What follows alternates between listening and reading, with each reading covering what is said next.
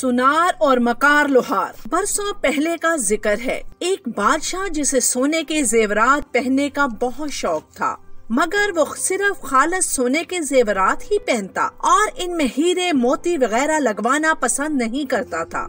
एक रोज इसके दरबार में एक ताजर आया। वो अपने साथ खालिस सोने की ईंटें लाया था।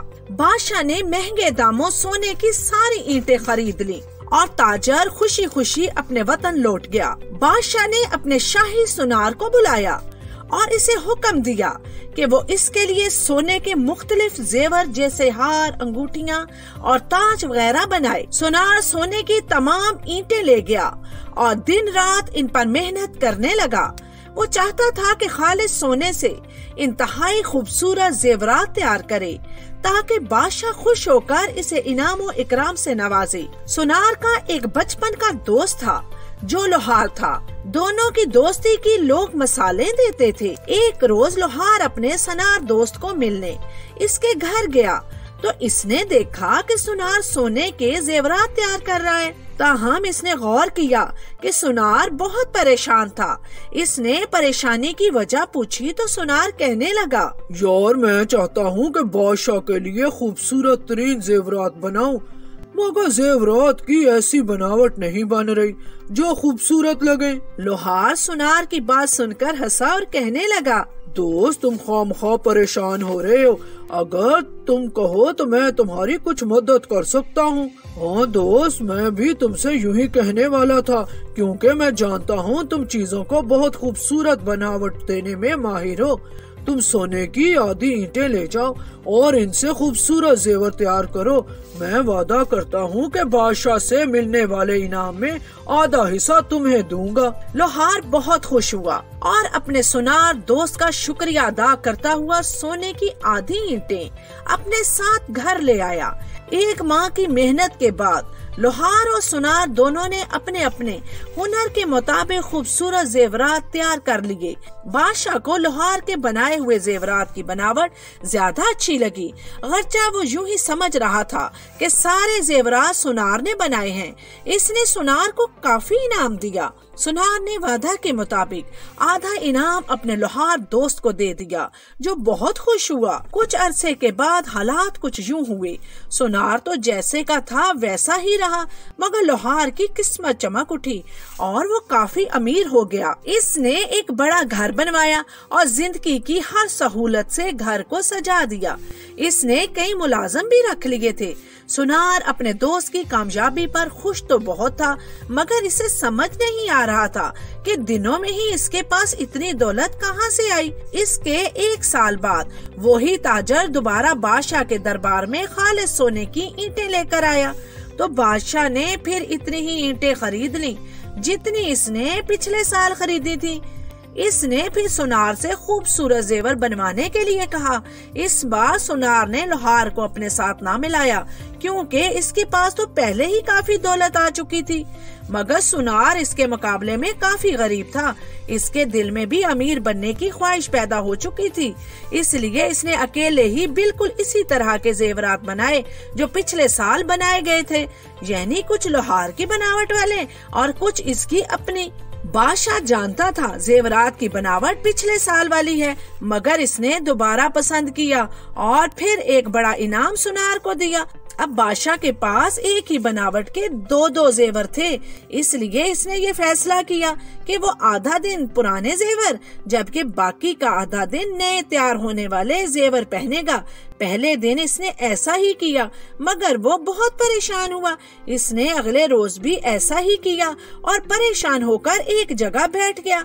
वजीर ने बादशाह को परेशान देखकर वजह पूछी तो इसने बताया कि पिछले साल वाले और इस साल वाले जेवर बनावट के लिहाज से एक जैसे हैं और इनके लिए मैंने सोना भी बराबर दिया था, मगर मुझे महसूस होता है कि पिछले साल वाले जेवरात का वजन नए साल वाले जेवरात के मुकाबले में काफी कम है। वजीर ने भी तस्दीक के लिए जेवरात पहने तो इसको भी कुछ शक हुआ। उन्होंने शहर के एक मशहूर सुनार को बुलवाया और इससे जेवरात का वजन करने को कहा। इस सुनार ने भी तस्दीक की कि पुराने जेवरात का वजन नए जेवरात के मुकाबले में काफी कम है, अगरचे दोनों की बनावट बिल्कुल एक जैसी है।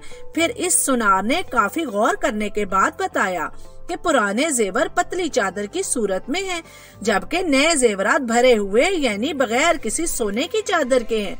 शाही सुनार को बुलवाया गया।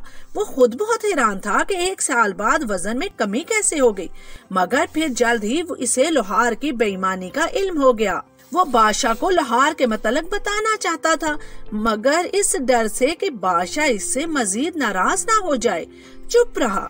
बादशाह ने सुनार को सजाए मौत सुना दी और 1 माह के लिए कैद खाने में बंद कर दिया। लोहार को भी सारे वाकया का इल्म हो चुका था, मगर वो खुश था कि किसी को भी इस पर शक नहीं हुआ। बादशाह का वजीर काफी ज़हीन था। वो 2 दिन तक सोचता रहा कि सुनार बेईमान होता तो दूसरी बार भी वो सोने में हेरा फेरी करता। चुनाचा वो एक रात चुपके से कैद खाने में गया और इसे हौसला देते हुए सारी हकीकत बताने के लिए कहा। सुनार ने लोहार की बेईमानी के मुतल्लिक सब कुछ बता दिया। वजीर ने इससे वादा किया कि वो असल मुजरम को मंजरे आम पर जरूर लेके आएगा। अगले रोज वजीर ने बादशाह को भी इस हकीकत से आगाह किया, मगर बादशाह न माना क्योंकि सुनार के पास अपनी सच्चाई के लिए कोई सबूत न था। वजीर ने कहा कि वो असल मुजरम को बेनकाब करेगा। बादशाह ने इसे इजाजत दे दी। चुनाचा वजीर ने शाही खजाने से काफी ज्यादा सोना हासिल किया और मुल्क भर में मनादी करा दी कि खूबसूरत जेवर बनाने वाले सुनार वगैरह दरबार में हाजिर हों। अगले रोज 10 सुनार और मकार लोहार भी मौजूद था। इसने खुद को सुनार मुतारिफ करवाया। वजीर ने पुरानी बनावट के जेवर जो लोहार ने बनाए थे वो सबको दिखाए और सबको एक जितना सोना देकर कहा कि बिल्कुल इसी तरह के 2-2 जेवर बना कर लाओ। तकरीबन हर एक के हिस्से में 10-10 किलो सोना आया था। सब सुनार सोना लेकर चले गए और फिर 20 रोज बाद जेवरात लेकर दरबार में हाजिर हुए। बनावट के लिहाज से सब के जेवर एक जैसे थे, मगर लोहार के बनाए हुए जेवरात का वजन कम था। जब इनकी बनावट का जायजा लिया गया तो पता चला इसने बड़ी मकारी के साथ बनावट में पत्रियों का इस्तेमाल किया है और बनावट के अंदर वाले हिस्से खाली हैं। वजीर बादशाह से कहने लगा, ओली जो आपने देखा कि 10 सुनार के जेवरात का वजन तो एक जितना है, मगर लोहार का कम है। इसने जिस चालाकी से जेवरात के सोने में बेईमानी की है वो कोई लोहार ही कर सकता है। शाही सुनार बेकसूर है क्योंकि इसने भी इसके बनाए हुए जेवरात को देखकर इसी तरह के नए जेवर बनाए, मगर वो ये 10 सुनारिया नहीं जानते थे कि तमाम जेवरात अंदर से खोखले हैं। बादशाह गुस्से से चीख उठा। लोहार ने अपना जुर्म तस्लीम कर लिया। बादशाह ने सुनार को रहा कर दिया, फिर जलाद से कहकर लोहार का सर तन से जुदा करवा दिया।